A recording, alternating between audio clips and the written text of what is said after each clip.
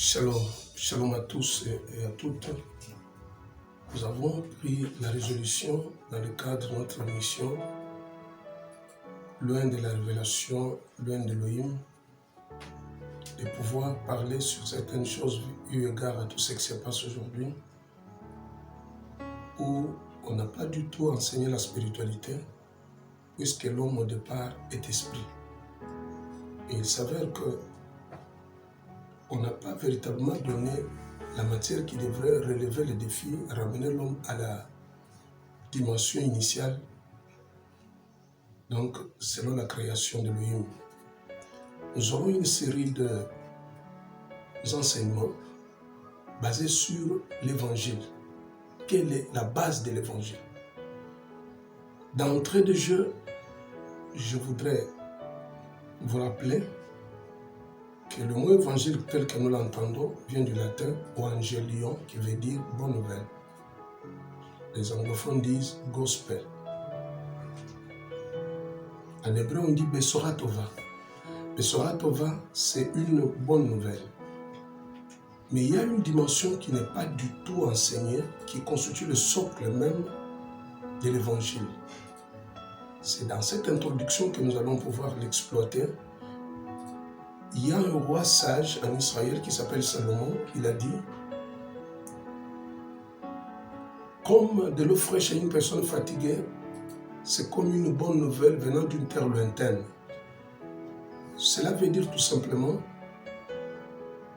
que la bonne nouvelle est peut-être interprétée comme étant: on dit à un malade, viens, il y a la guérison ici.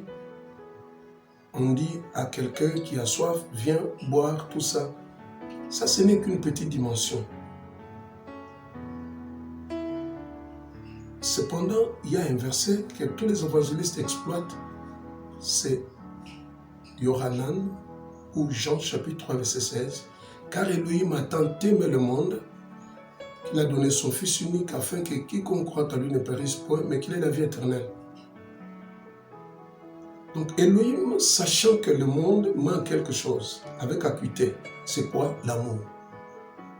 Bien aimé, vous verrez tout ce qui se passe à travers le monde.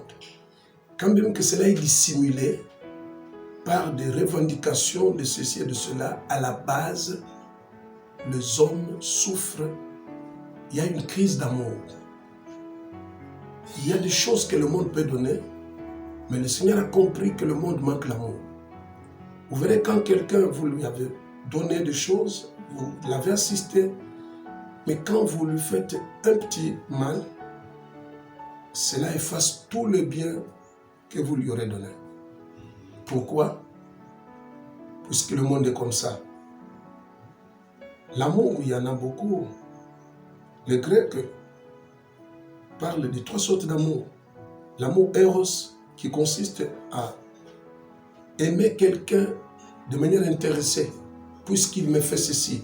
Nous le voyons avec le couple Isaac et Rebecca. Il dit, Isaac aimait Esav car il lui donnait du gibier. Et Rebecca aimait Jacob. Un point trait. Il l'aimait sans juger les opinions. Il y a une deuxième sorte d'amour qui est philéo ou philos, qui veut dire l'amour lié peut-être au sang, au lien consanguin, ou je l'aime puisqu'il est de mon terroir. Ça, c'est ce qui tue l'Afrique. Ça, c'est détruit l'Afrique. Ça détruit aussi les pays occidentaux par rapport à la race. Je l'aime puisqu'il est de mon territoire. Il est fils du terroir. Et malheureusement, les gens qui se disent croyants, qu'ils soient musulmans, messianiques ou chrétiens, tombent dans ce piège-là. Ils tombent dans ce piège-là. Je sais, chacun sent véritablement son sang à quelque chose. L'amour propre existe. Mais nous devons, l'évangile doit transformer quelqu'un et aussi son identité, surtout son être intérieur. Il y a maintenant une deuxième sorte et troisième sorte, si vous voulez, c'est l'amour agapé. Agapé, c'est l'amour qui consiste à aimer quelqu'un tel qu'il est, avec ses qualités et ses défauts. C'est comme ça que le Seigneur nous aime. On ne dit pas qu'il a aimé, il a tant aimé le monde. Selon l'esprit de ce texte, il a donné son Fils comme un appât, comme un hameçon, afin de nous montrer l'amour que si vous avez été déçus, puisqu'il y a des enfants qui sont mal aimés par leurs parents, qui se sentent, puisque tout le monde veut se sentir aimé. Et lorsque quelqu'un trouve qu'il n'est pas aimé, il risque de tomber aussi dans le pied de la frustration, de la haine aussi, puisque là où quelqu'un se sent mal aimé, il va commencer aussi à développer un sentiment de haine contre ceux et celles auprès de qui il veut bénéficier de l'amour. C'est tout ce qui est à la base de toutes les violences, toutes les querelles, tout ce que nous sommes en train de voir. Cependant, l'évangile était une voix venant d'Élohim pour pouvoir communiquer au peuple, à chacun, qui qu'il soit, à pouvoir sentir que si je peux chercher l'amour auprès des hommes et je ne le trouve pas, il y a quelqu'un qui aime. C'est pourquoi, étymologiquement, le mot amour, dans la langue dans laquelle la Bible et les Écritures ont été données, c'est hébreu. En hébreu, on dit ahava. Dans le mot ahava, il y a le verbe have qui veut dire donner. Comme pour dire qu'on peut donner sans aimer. Puisqu'on peut avoir des motivations, comme nous voyons peut-être à travers nos téléviseurs, quelqu'un qui va donner, soi-disant un don, tout ça, mais il est accompagné d'une caméra. Nous qui n'étions pas là, malheureusement le soir, nous voyons que tel était parti donner un don à tel endroit. Quand on donne le tzedaka, une aumône, c'est un acte de justice, un acte d'amour et de compassion. On ne doit pas claironner. On ne peut pas commencer à sonner de la trompette pour pouvoir monter aux gens que j'ai donnés. Cela n'aura aucune récompense. Ça s'arrête là. Vous voyez qu'on peut donner sans aimer. Quelqu'un est peut-être dans ses fétiches. Il donne puisqu'il veut voler. Il veut extorquer. Ou il veut tirer profit de ceux à qui il donne. Ce sont ses victimes. Mais on ne peut pas aimer sans donner. Il y a l'apôtre Jean, que moi j'appelle souvent l'apôtre de l'amour. Il dit, si quelqu'un a bien ce monde, et qu'il voit dans son frère dans le besoin, et il bloque ses entrailles, comment l'amour d'Élohim demeurera-t-il en lui?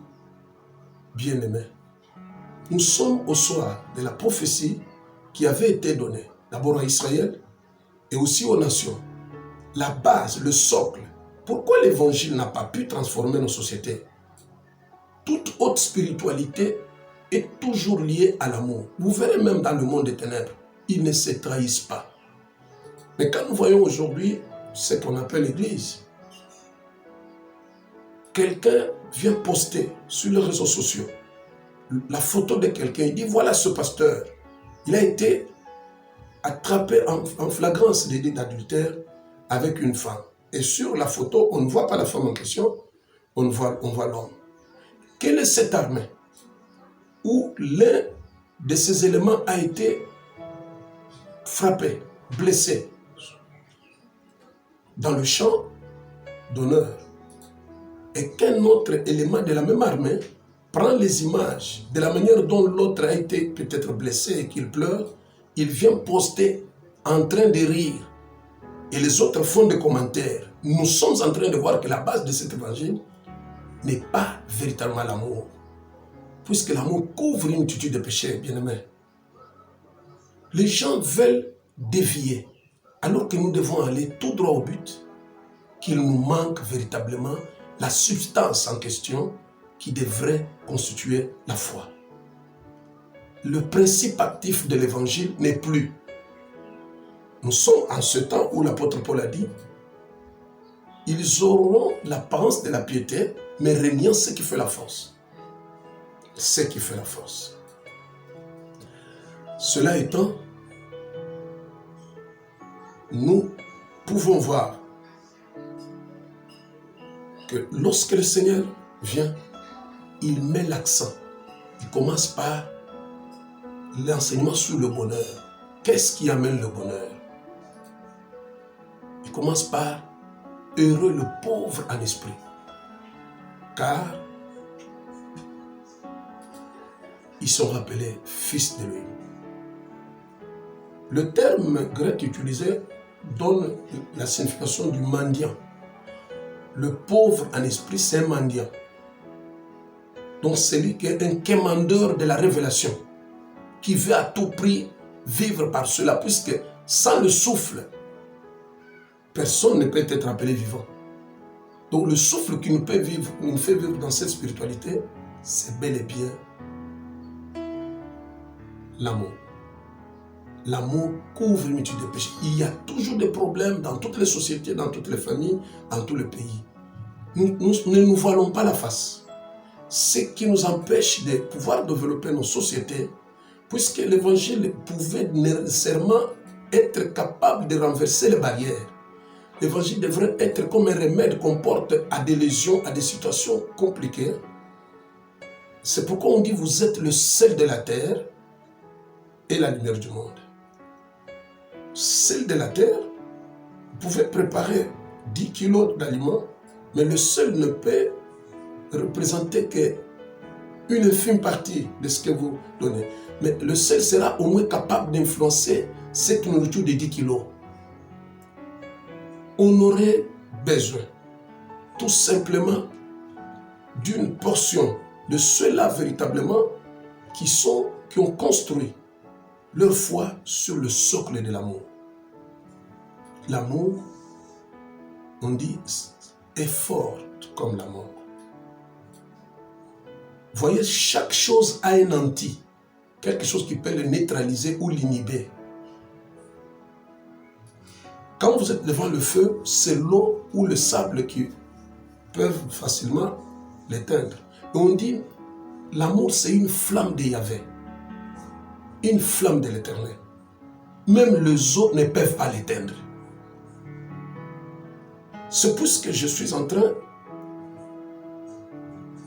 de vouloir faire quelque chose. Et l'ennemi a pris le dessus sur ceux qui se disent prédicateurs, tout ça, ministres, tout ça. Quelqu'un vient vous chuchoter quelque chose pour pouvoir détruire votre relation. Même avec votre partenaire conjugal, finalement, on éteint cet amour dont tu avais fait montre, que tu avais déclaré devant l'Assemblée. On éteint ça.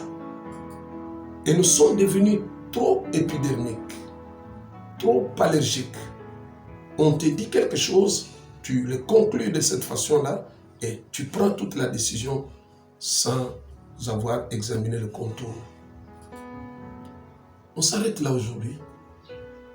C'est une introduction qui va nous aider à donner toute une série de choses qui pourront nous édifier. Restez branchés à notre émission, loin de la révélation d'Elohim. C'est Timothée Avram le Chikomakabo. Quelle chaleur vous bénisse.